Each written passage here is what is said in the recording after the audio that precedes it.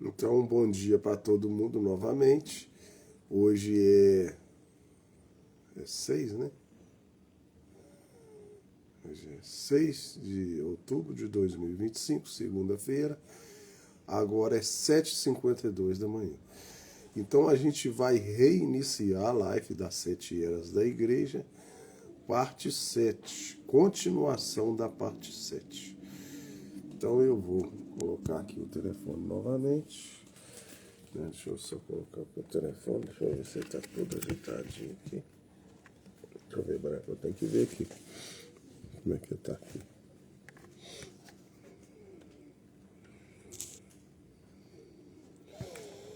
Tem que ser assim, branco. Então tá. Então nós vamos reiniciar novamente as 7 eras da igreja. Né? Vamos lá. Deixa eu virar para lá. Deixa eu já virar para lá.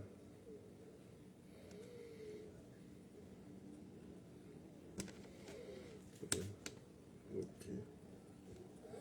E dar continuidade. Agora vai dar 8 horas. Tchau, por Deus. Regalaria em riquezas conseguidas ilegalmente e desfrutariam seus prazeres imundos. E as pobres pessoas que deveriam ser servidas de acordo com Deus, agora tornam-se os servos. Jesus, seu mensageiro e igrejas. Apocalipse 2:1. Isso diz: aquele que tem na sua destra as 7 estrelas, que anda no meio dos 7 castiçais de ouro. Este é aquele de quem é dito: este, Jesus, é o Senhor e Cristo. Aí está ele, o único e exclusivo Senhor Deus, Todo-Poderoso, e fora dele não há outro. Aí está ele, o Salvador do Senhor. Vem a salvação. Jonas 2:9. Andando no meio das igrejas, através das 7 eras. O que ele foi na primeira era, ele é em todas as eras. Para cada crente, ele é Jesus Cristo, o mesmo ontem, hoje e eternamente. O que ele fez uma vez, ele ainda está fazendo e continuará fazendo. Agora, você vai notar que Jesus estava andando sozinho no meio das suas igrejas. Não há mais ninguém com ele, nem em verdade pode haver, pois ele sozinho operou a salvação dela, ele tendo a comprado com seu próprio sangue. Ele a possui, ele é o seu Senhor e Mestre, ele lhe presta toda a glória, e essa glória ele não compartilha com outro. Não há nenhum Papa como ele, não há nenhum bispo como ele. Maria, mãe de seu corpo terreno, não está com ele. Ele não fala, ele volta-se para um pai, pois ele é o pai. Ele não se volta para dar ordens a um Espírito Santo, pois ele é Deus, o Espírito eterno. E a sua vida que está fluindo, impulsando na igreja, dando-lhes vida. E sem ele não haveria nenhuma vida. Do Senhor vem a salvação. Não havia ninguém com ele quando ele pisou o furor da ira da fornalha ardente. Não foi outro, mas ele que esteve pendurado sobre a cruz e deu o seu sangue. Ele é o autor e consumador de sua fé. Ele é o alfa e o ômega de nossa salvação.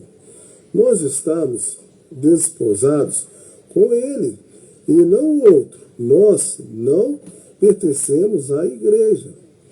Nós pertencemos a Ele. Sua palavra é a lei. Credos, dogmas, estatutos e constituições não têm nenhum efeito sobre nós. Assim é Jesus sozinho que anda no meio das igrejas. É Deus nela, operando o querer e o efetuar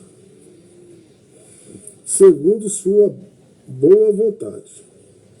Nunca esqueça isso. Você tem somente um vínculo com Deus. E Deus tem somente um vínculo com você. Esse é Jesus. E Jesus sozinho. Ali está Ele, com as 7 estrelas em sua destra. A destra, ou braço, significa o poder e a autoridade de Deus. Salmo 44, 3. Pois não conquistarão a terra pela sua espada, nem o seu braço os salvou, mas a tua destra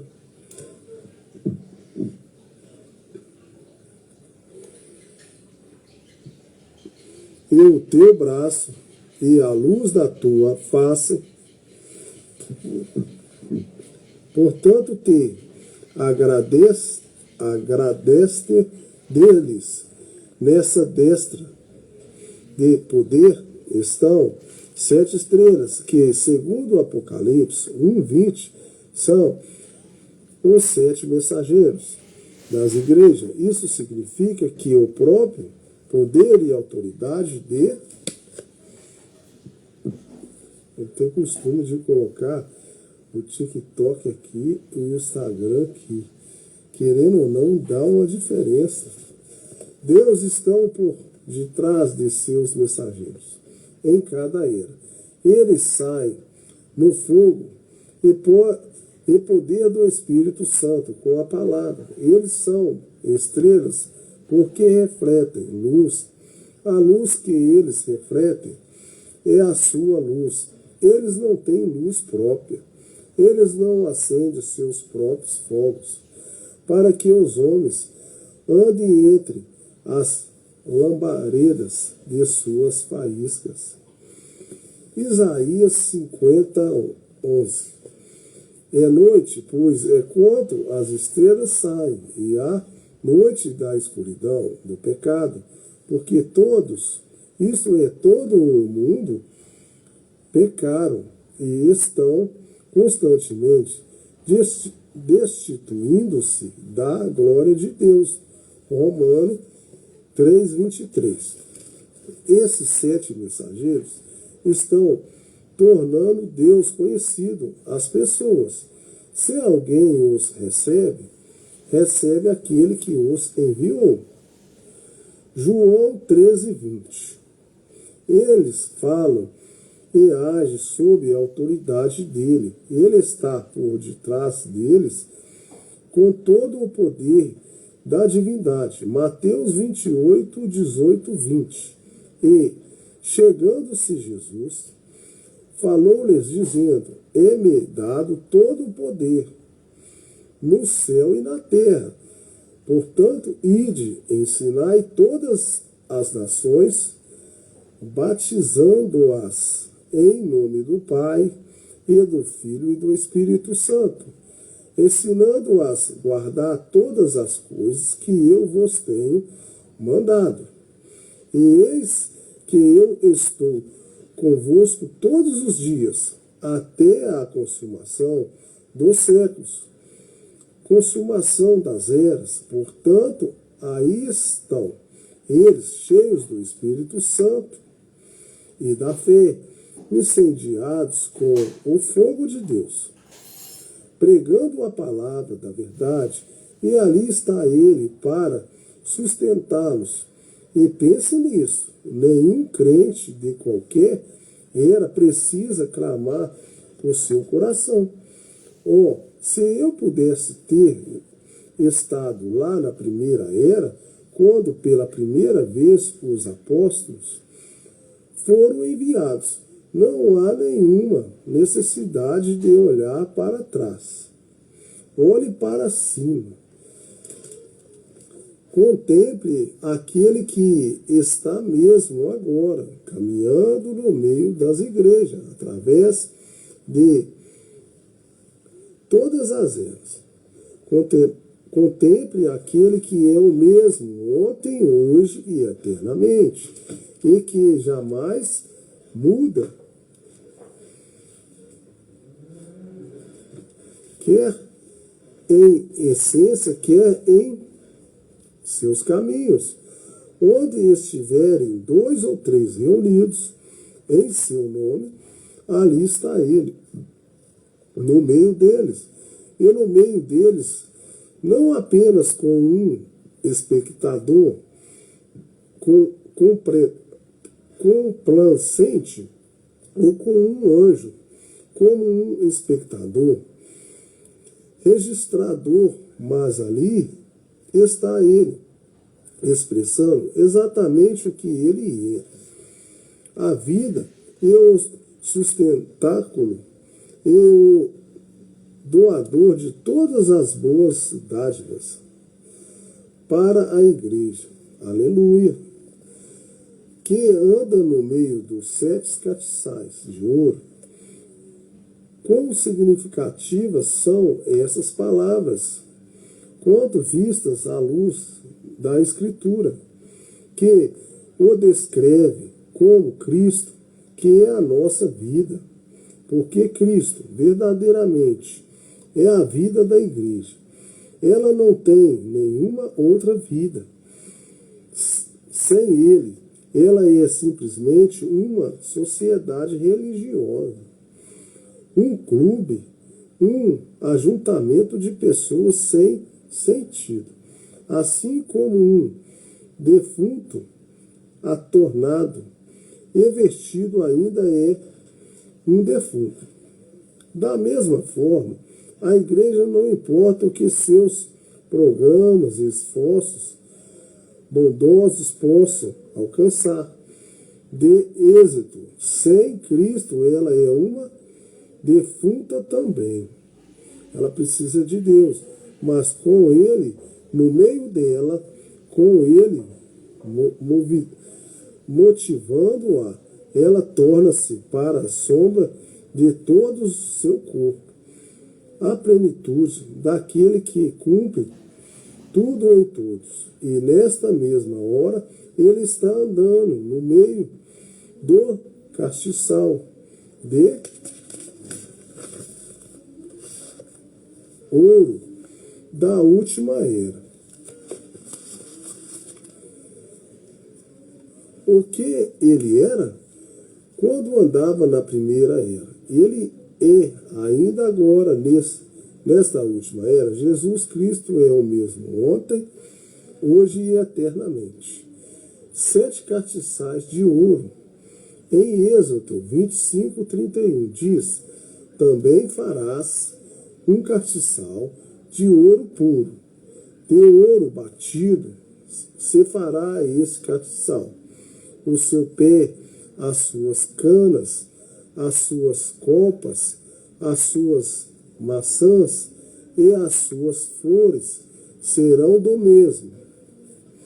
A verdadeira igreja de Jesus Cristo, a noiva, é semelhante ao ouro puro. Sua justiça é justiça dele.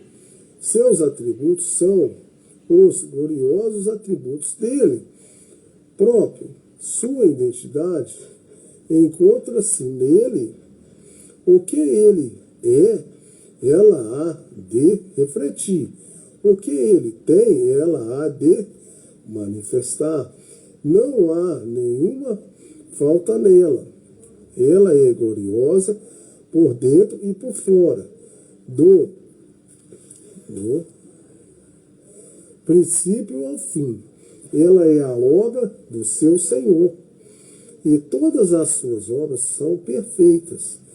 De fato, nela está resumida a manifestada a eterna sabedoria e propósito de Deus. Como pode alguém esquadrinhar isto? Como pode alguém compreender isto? Embora não possamos fazê-lo, podemos aceitá-lo pela fé, porque Deus o tem falado. Mas o castiçal não é apenas de ouro, ele é de ouro batido, feito à mão com ouro batido, de acordo com os seus projetos, os quais foram dados pelo Espírito, com exceção de seu Senhor, o Mestre, Jesus Cristo. Existiu alguma vez um povo tão batido e purgado com a noiva de Jesus Cristo? Certamente ela está cumprindo o resto das aflições de Cristo. Seus bens são despojados, sua vida está em perigo, ela é reputada como ovelha para o batedouro, ela é morta durante o dia inteiro, ela sofre muito, mas em tudo isso ela não revida, nem causa sofrimento. A outra, digna de evangelho, é essa admirável noiva de Cristo. E visto que o ouro é maleável,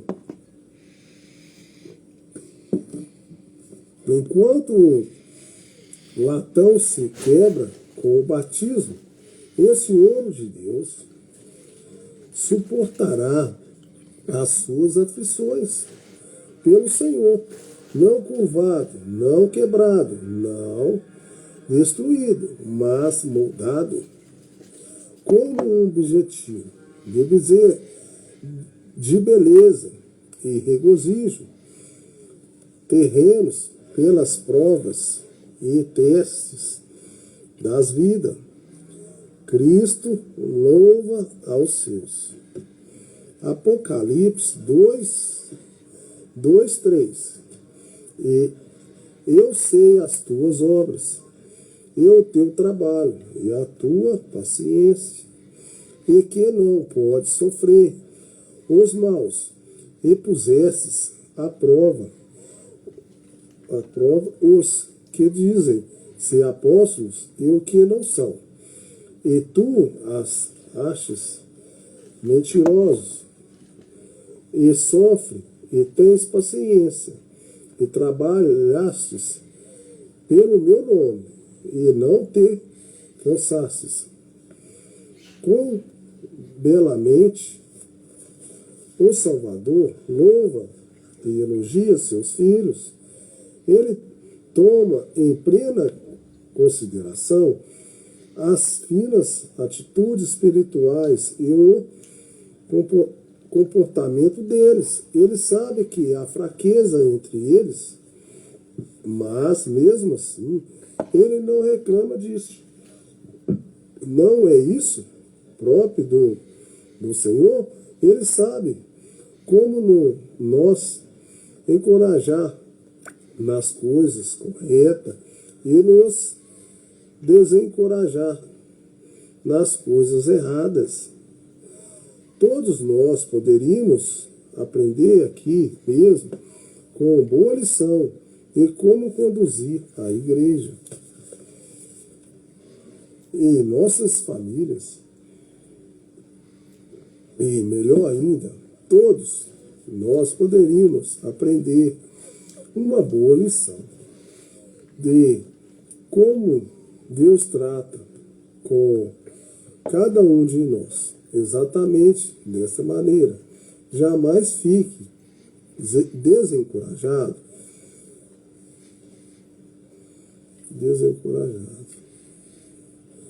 Santo de Deus, porque Deus não é ingrato para se esquecer dos trabalhos de amor feito por você. tudo que fazemos, até mesmo dar um copo de água fria a alguém, tem uma recompensa e bênção do Senhor. Amém? Eu sei as tuas obras e o teu trabalho e a tua paciência enquanto anda no meio de sua igreja. Ele está ciente do sofrimento do seu povo.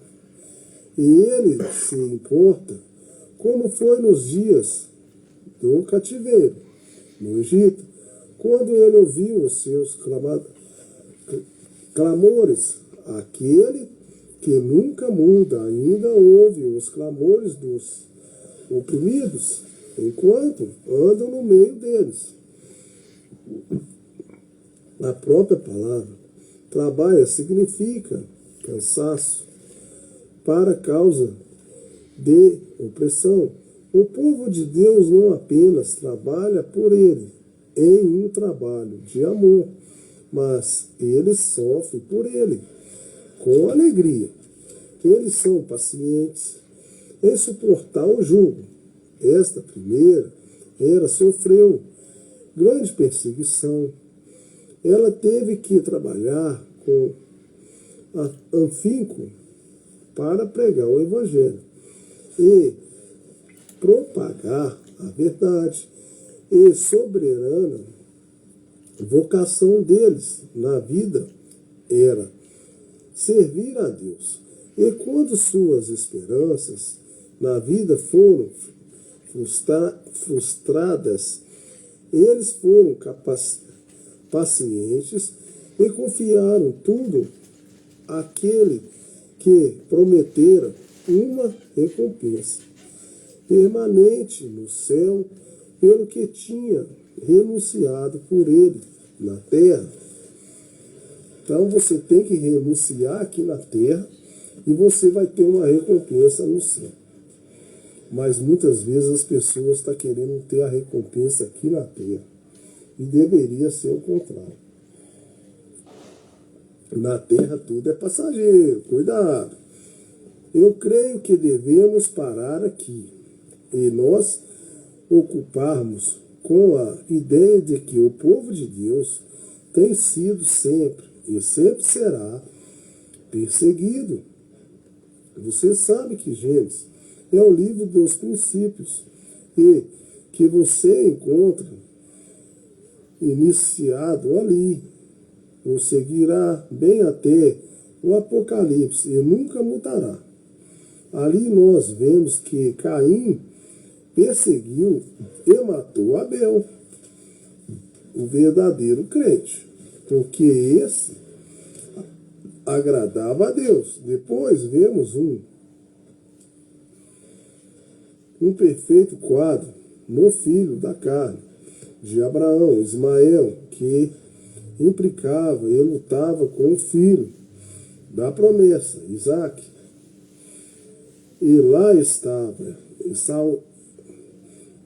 Esaú, que odiava Jacó, e eu teria matado, caso Deus não intervesse.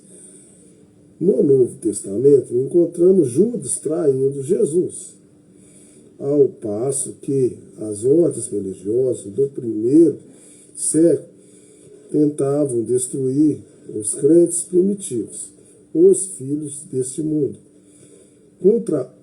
controlados pelo diabo. Odeiam os filhos de Deus, que são controlados pelo Espírito Santo. Amém? Não importa quão justo e reto um cristão seja diante do público e quão benigno seja para com seu companheiro, fazendo apenas o bem. Deixe-o confessar a Cristo com seu Salvador e reconhecer a operação dos dons do Espírito Santo. Línguas, profecias, curas e milagres, e ele será condenado. O espírito do mundo odeia o Espírito de Deus, e por não poder sobrepujar O Espírito do Senhor tenta destruir o vaso no qual o Espírito Santo da verdade habita. Perseguições, provas são uma parte natural e normal da vida cristã. Há somente uma coisa que você pode fazer a respeito delas. Confie todas elas em Deus, não julgue e deixe para Ele o conclusivo e final julgamento delas. Amém?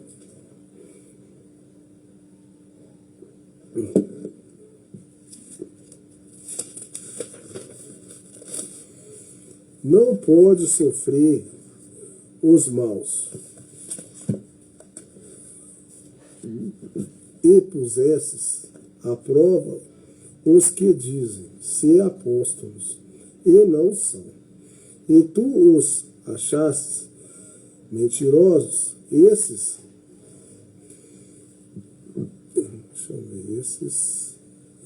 Efésios criam que o povo de Deus tinha que ser santo, de acordo com esse versículo. Eles tomaram providência para manter o corpo livre do fermento do pecado, mas do que evidência a apostasia já começara.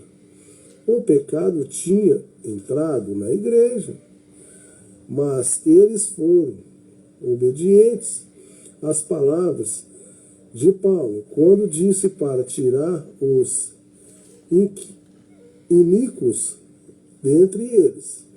Eles eram um povo separado. Eles tinham saído do mundo. E agora não iam permitir que o mundo entrasse no meio deles. Eles não suportavam o pecado na igreja. A santidade para eles não era apenas uma frase ou figura de linguagem. Era um modo de vida. Pusestes à prova os que dizem ser apóstolos. Eu não sou, e tu os achaste mentirosos. Que coisa! Essa é uma declaração rude. Pusestes à prova os que dizem ser apóstolos. Não é isso? Presunçoso? Que direito tem o povo de pôr à prova aqueles que se dizem apóstolos? E com eles os põe à prova. Oh, que eu gosto muito disso. Aqui está em Gálatas 1:8. Mas, ainda que nos mesmo um anjo do céu vos anuncie outro evangelho, além do que já vos tenho anunciado, seja anátema. Foram os apóstolos que trouxeram a palavra original ao povo. Essa palavra original não podia mudar, nem mesmo um ponto ou um traço nela. Paulo sabia que era Deus quem lhe falara. Por isso, disse, se eu mesmo chegar e procurar dar uma segunda revelação, procurar fazer uma pequena mudança naquilo que dei originalmente, que eu seja anátema. Seja você, Paulo. Saiba que a primeira revelação era correta. Deus não pode dar uma primeira revelação e depois uma segunda revelação. Se eu fizesse, ele estaria mudando sua mente. Ele pode dar uma revelação e depois acrescentar a ela, como fez no jardim do Éden. Quando ele prometeu a semente, a mulher, e então mais tarde testificou que aquela semente teria de vir através de um Abraão. E depois, mais tarde, disse que viria através da mesma linhagem de Davi. mas era a mesma revelação. Aquilo somente dava mais informação às pessoas para ajudá-las a recebê-la e compreendê-la. Porém, a palavra de Deus não pode mudar. Somente a semente veio exatamente como foi revelado. Aleluia! E veja o que aqueles falsos profetas estavam fazendo. Eles vieram com suas próprias palavras. Aqueles efésios conheciam aquela palavra.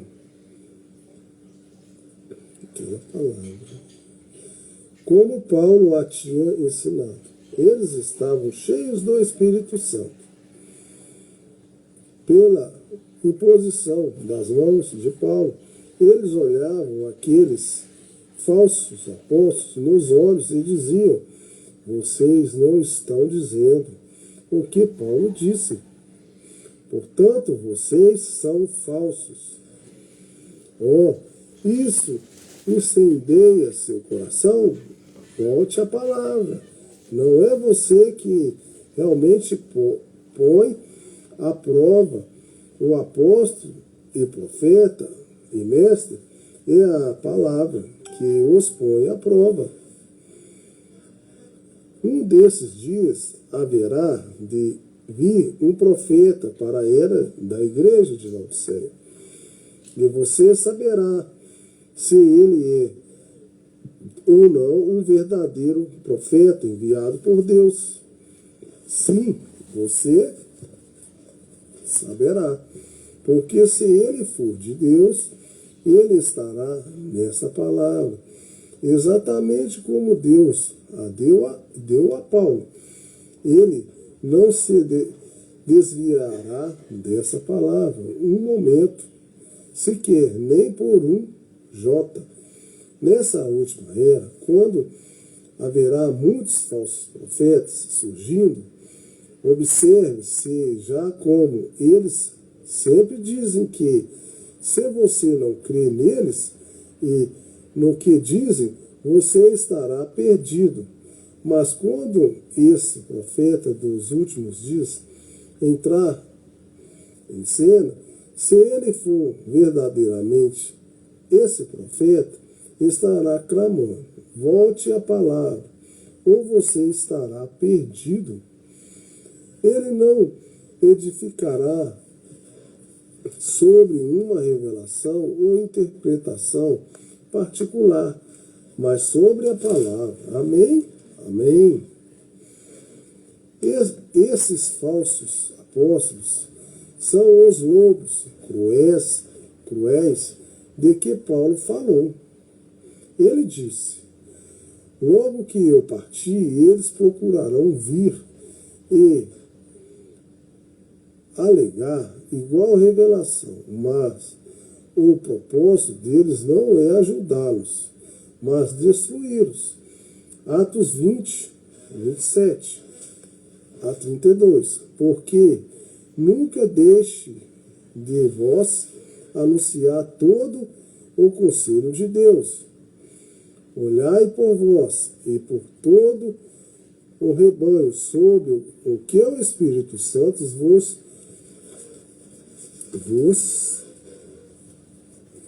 peraí, gente. O Espírito Santo me perdi aqui. Me perdi. Por vós e por todo o rebanho sobre o Espírito Santo vos constituiu bispo para apacentastes as igrejas de Deus, que ele resgatou com seu próprio sangue. Porque eu sei disso, que depois da minha partida entrarão no meio de vós lobos cruéis, que não perdoarão ao rebanho, e que dentre vós mesmos se levantarão homens que falarão coisas perversas, suas próprias palavras, e ideias não de Deus, para atraírem os discípulos após si. Portanto, vigiai, lembrando-vos de que durante 3 anos não ceseis noite e dia de admoestar com lágrimas a cada um de vós. Agora, pois, irmãos, encomendo-vos a Deus a palavra da sua graça, e Ele que é o poderoso para vos edificar e dar herança entre todos os santificados. João sabia deles, também porque disse em 1 João 4, já muitos falsos profetas se têm levantado no mundo, e esses espíritos anticristo já estavam se infiltrando na igreja, e estava fazendo ao ir contra a palavra. Ora, aqui está onde tudo isso começou. Bem aqui, na primeira era da igreja, eles já estavam negando a palavra. Então começou na primeira era da igreja, e estabelecendo seus próprios credos e dogmas,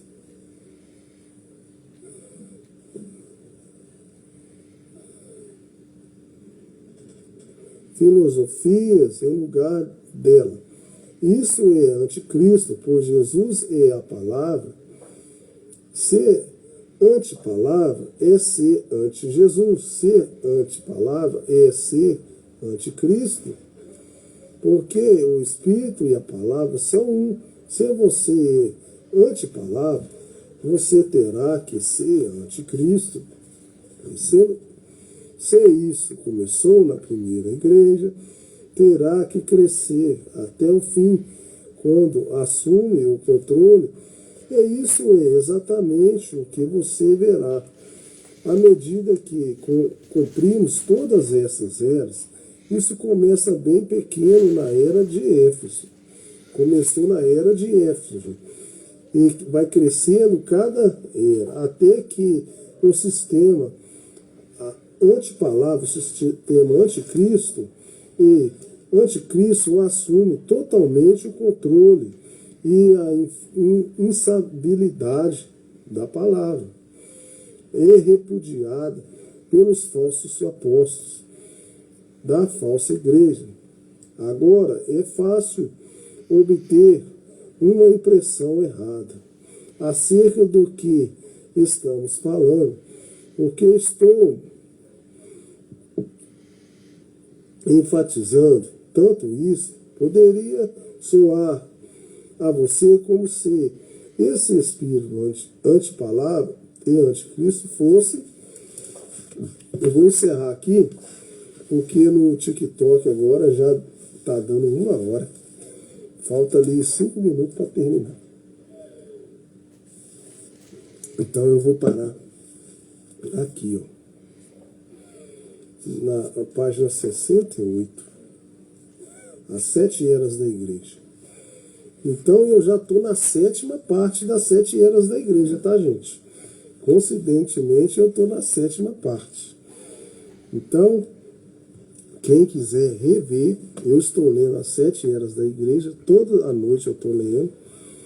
Eu estou com todas as 7 eras da igreja já publicada lá no YouTube. No YouTube é Toninho Motoboy Expresso. Tá lá a primeira parte, segunda parte. Essa 7ª era agora eu vou publicar ela daqui a pouco, eu publico ela lá no YouTube. Mas até a sexta era tá lá. Se você quiser acompanhar, se quiser buscar lá no YouTube, tem elas lá, todas lá. E amanhã, se Deus quiser, nós vamos fazer uma oração, né? Ler um pouco a mensagem, 3 folhinhas só. E é isso aí. Deus abençoe vocês, no nome do Senhor Jesus Cristo. Espero que possa estar dando para ajudar alguém aí, né? O intuito é esse, né? Esse tempo que eu estou tirando é para tentar ajudar as pessoas a chegar a Deus. E principalmente é para as pessoas que ainda não chegaram a Deus, que ainda, né, não conhecem a Deus, né? Então, as minhas lives que eu estou fazendo é para ajudar as pessoas que ainda não chegaram a Deus, né? Agora, na minha igreja eu já deixo para o nosso pastor tomar conta, né? Nós já alimentamos lá e tal. Aqui é apenas uma pessoa que gosta de ler a palavra de Deus e compartilhar com vocês aí, né? É um alimento que fortalece a gente e eu chego a pensar que é assim. Eles falam muitas vezes assim, a pessoa está desnutrida, né? Até uma pessoa assim, gordinha, você pode falar que ela está desnutrida. Porque se uma pessoa não lê a palavra de Deus, não busca a palavra de Deus, se ela não ora, não faz as coisas de Deus, ela praticamente está desnutrida. E geralmente quando a gente está desnutrido, a gente fica fraco, né? A gente fica fraco na fé. Então é uma forma de tentar fortalecer as pessoas na fé. Então Deus abençoe vocês no nome do Senhor Jesus Cristo, né? O nosso profeta fala mesmo, se você ora, você tem muito poder. Se você não ora, você não tem nenhum poder. Quanto mais você ora, mais poder você vai ter. E você tendo mais poder, você consegue, né, combater as coisas que não lhe convêm. E que vocês possam fazer isso através da live. Sexta-feira eu estou fazendo oração. Sexta-feira eu faço oração antes do sol nascer. É a partir de 5 horas da manhã. Coloco o relógio para despertar 5 horas da manhã. Lá para 5h10, 5h20 eu já estou ao vivo. E faço oração, né? Aí você pode orar por você mesmo, espiritualmente. Você pode orar por um ente querido, né? E aí a oração é para isso. Então Deus abençoe vocês no nome do Senhor Jesus Cristo. Agora eu vou encerrar a live mesmo, porque agora falta 15 segundos para encerrar a live no TikTok. Então, uma boa noite, Deus abençoe vocês no nome do Senhor Jesus Cristo. Fique com Deus e até amanhã, se Deus quiser, no nome do Senhor Jesus Cristo. Eu vou encerrar a live aí, fica com Deus, uma boa noite para cada um de vocês aí. Vou encerrar a live, tá? 1 hora de live, já tá bom.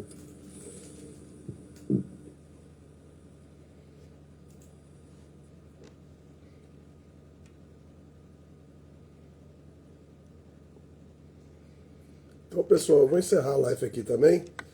Deu para, se Deus quiser, hoje de noite nós dar continuidade nas 7 eras da igreja. Então, nós estamos concluindo as 7 eras da igreja, parte 7. 7 eras da igreja, parte 7. E se Deus quiser, hoje à noite a gente já entra com a 7 eras da igreja, parte 8. Então, Deus abençoe vocês no nome do Senhor Jesus. Eu vou encerrar a live aí. Fica com Deus.